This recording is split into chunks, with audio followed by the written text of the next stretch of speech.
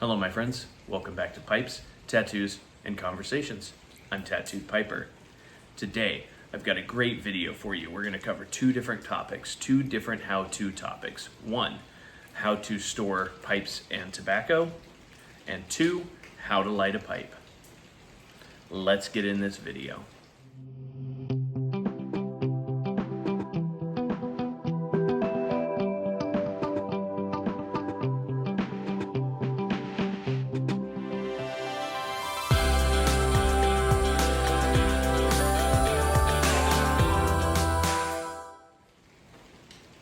Okay, as you can hear, it is raining outside, and my neighbors are coming home. But as you can hear, it is raining outside. It is one of my favorite sounds, just the rain falling. It's just a beautiful sound. I love it. So I've cracked the garage a little bit just so we can hear that while I give you guys this, I wouldn't say talking to, but it's not a talking to. But while I give you guys this information, so first thing we're gonna do is light up this pipe. Now I've got the bowl packed, as you can see. Oh, that's the Amazon truck. Yeah, it's backing out right now. But as you can see, I've got this bowl packed. And this is just a simple aromatic burley tobacco that I really like called Prince Albert. Prince Albert is a very delicious tobacco. It's good on its own. It's also great for blending. And I'll go into that in another video, is how to blend tobaccos. But for this one, it's how to light it. So I'm just going to use basic tools like we talked about in the first video. And I'm going to use a lighter because a lot of us are going to be using Bic lighters. The other thing most of us will be using is matches. Now, I didn't want to break the matches out, just too much work. So I'm going to use a simple Bic lighter. Now, as you can see, the tobacco,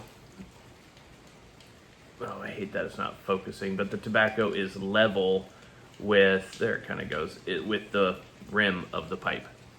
So what I'm going to do is I'm going to do a char light for you, and that's how we start. We start with a simple char light, and then I'll show you what the tobacco does.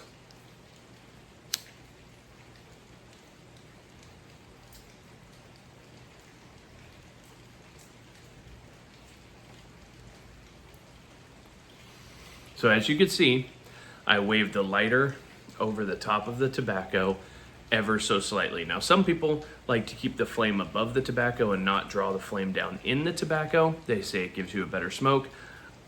I haven't been able to tell the difference. Now, if you watch Get Piped, his video on how to pack a bowl and how to light a bowl, you'll see that Jeremy Reeves, head blender of Cornell and Dill, taught him to wave the lighter just over the top of the tobacco ever so gently.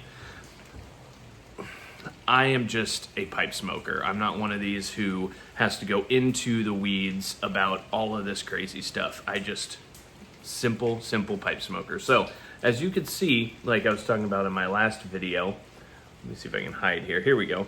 The tobacco has risen up. It will fluff up when you light it.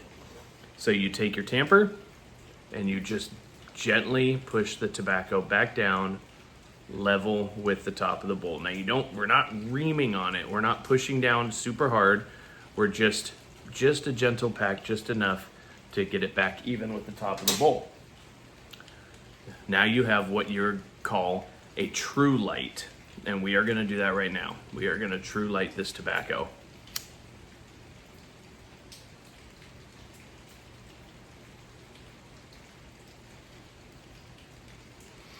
And hopefully, as you could tell, with the true light,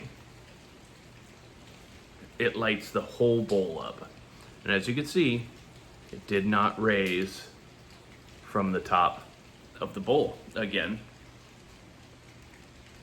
And now you just sit back and smoke your pipe. That's it. It's that simple. Every probably 10 to 20 puffs of your pipe, give it a nice little tamper down on your tobacco, and you'll find that as you tamper it down, it will go down through. About the time that your tobacco gets halfway, you're gonna have a nice layer of ash on the top of it, and you can tip that over and dump that out into an ashtray, and hopefully it'll still be lit and you can just keep going, or you can relight. As a new pipe smoker, you are going to be relighting and relighting and relighting a lot. It takes a while for you to learn how to pack a bowl properly and light a bowl properly to where you can have a conversation like we are right now, and your pipe will stay lit. Now, that also goes into how dry your tobacco is, everything. How dry your tobacco is, how well you pack it, all of that stuff. And you will learn that. But that's it. Well, the second thing I'm going to talk about is storing pipes and tobacco. So as you can see behind me, my setup has changed again. Yes, I know, Papa Bear, I know, I said it wouldn't change, but I had an epiphany. Not really an epiphany, it's so much as a research realization is what I'm going to call it. Now, when you store tobacco, I always knew from research that you should always store it in a climate-controlled environment. Some people say exactly 70 degrees, exactly 70% humidity. How are you going to get that in your house? So for me, anywhere between 40% and 80% humidity and anywhere between like 60 degrees and 80 degrees, you're going to be fine. If the temperature and humidity are fluctuating like that and you have sealed tins and sealed mason jars of tobacco, you're going to be fine. So this is why I moved my case and the pipes that I smoke, these are my display pipes, but the pipes that I smoke, into my house. I moved them into my house because the thing that I didn't know was that you're not supposed to store your pipes out in your garage. So I moved them into my temperature controlled house. So my tobacco is in a closet, and it is in the dark in a closet where there's no real light getting to it, and the temperature stays roughly 70 degrees all year round. It fluctuates, of course, 65 to 75, like I said, but pretty much it stays there. I also moved my pipes into my house where the temperature stays roughly in that range. The reason I did that is because between the stem, this is the stem and the shank, it can get brittle if there's a lot of temperature changes.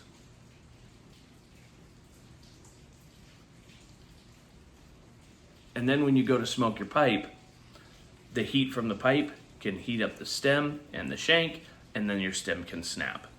So it's always best to store your pipes and your tobacco in a temperature-controlled environment. Now, does this mean that we can't? Obviously not. I mean, obviously, it doesn't mean that we can't store our pipes in the garage. Look, I've got these ones here, and they're probably not going to break. But I also don't smoke these pipes. So I don't think I will have any issues with these pipes being stored outside. Obviously, when past generations were smoking pipes, right? Going off to war, the Civil War, the Revolutionary War, Korean War, what have you, right? Their pipes aren't going to be stored in temperature-controlled environments. Their tobacco is also not going to be stored in temperature-controlled environments.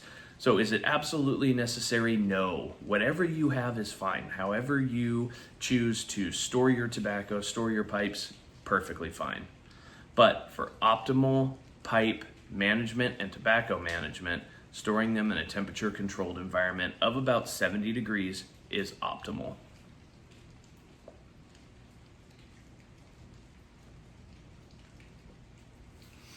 Well, my friends, hopefully this was some good information for you. If you would like to do some more research, Google has a lot of answers, more answers than I do, but there's also debate on there too. So look up your forums, go to pipe smoking forums.